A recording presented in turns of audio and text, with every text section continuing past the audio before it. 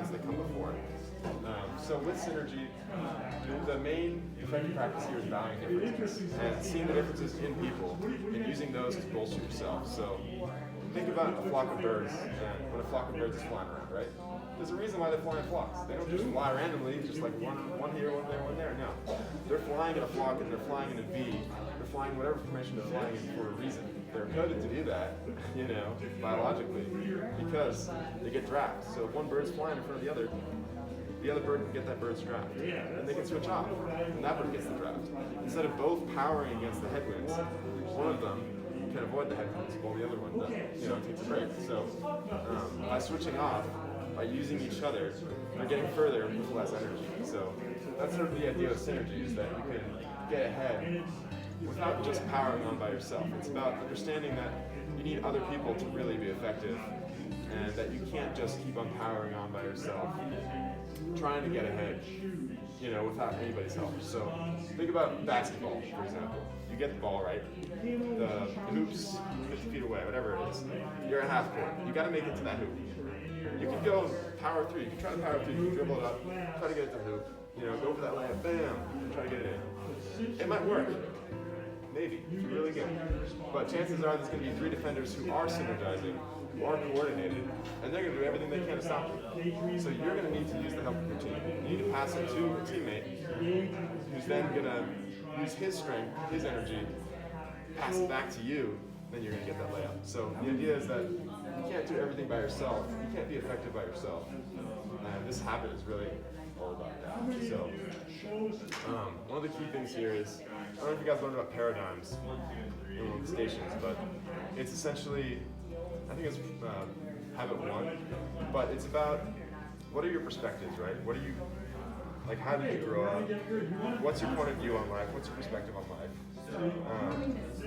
And those things are really hard to change. Those things are sort of ingrained in you. And in order to really be good at this habit, you need to be willing to, well, first you need to understand your paradigms. You need to understand your points of view. You need to really be good at knowing yourself, where you're coming from.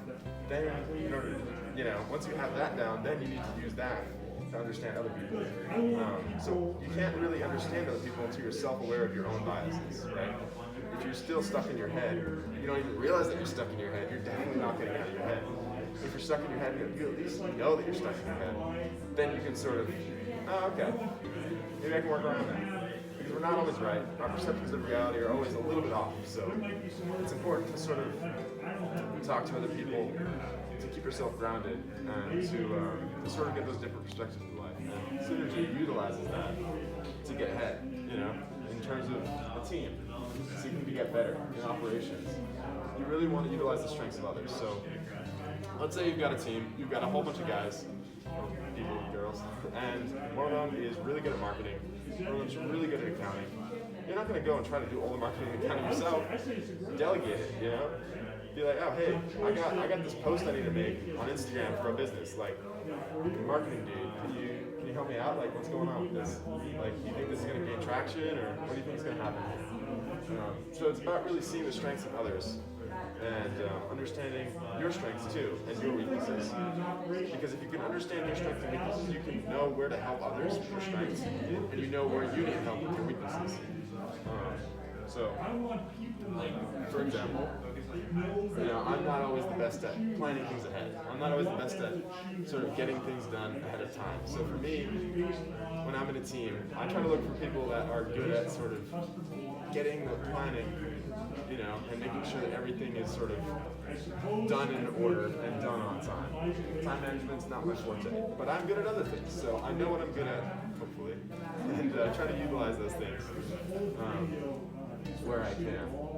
But in a team, it's super important. And I think everybody practices synergy to some extent. Everyone practices every one of these habits. It's just a matter of how good are you. How good are you at seeing those differences? How good are you at finding the value in those differences? And how good are you at utilizing them?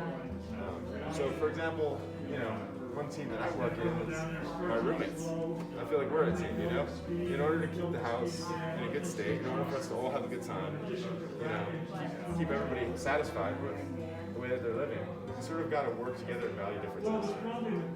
Because everybody comes from different places in life. everyone comes from different backgrounds, and for me personally, I noticed that a lot.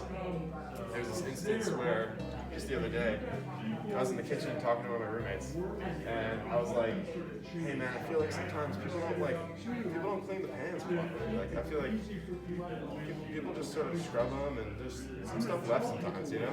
There was like a little bit of egg residue on the bottom of these pans. And I was like, I feel like that's just wrong. Like, you gotta leave things better than how you found them, right? You gotta make sure that other people can cook. They don't have to clean after your mess. And that's just not fair to leave that piece of egg there, right? And my roommate was like, I know exactly what you mean. He was good at Synergize. He actually helped me with this. And he was like, I know exactly what you mean, I see where you're coming from. But I just think that there's a point where it's more effective to clean a certain amount. It's like a curve, right? So there's a certain point where you clean 60% of the way, you get 85% of the results. Right? You put in 60% of the effort, and you get it 90% clean. That's better. That's more efficient.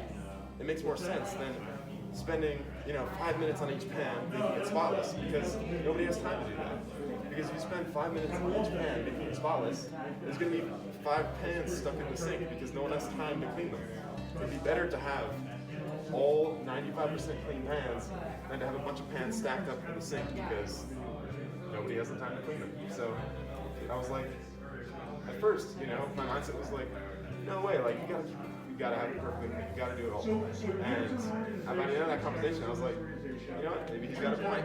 I could save some time myself if I just stopped caring about small things like that. Because at the end of the day, a tiny little bit of egg on the bottom, you just put some oil on it, you cook your eggs on top of it, what does it even matter? It doesn't matter. Like, it was just the sake of me wanting it to be clean.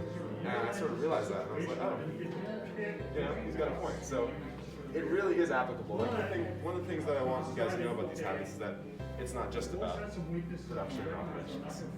It's about sort of applying them in your real life. You can really use these things to sort of help yourself get ahead and help yourself get better at all these things. So it's super applicable, and it has to do with real teamwork. So.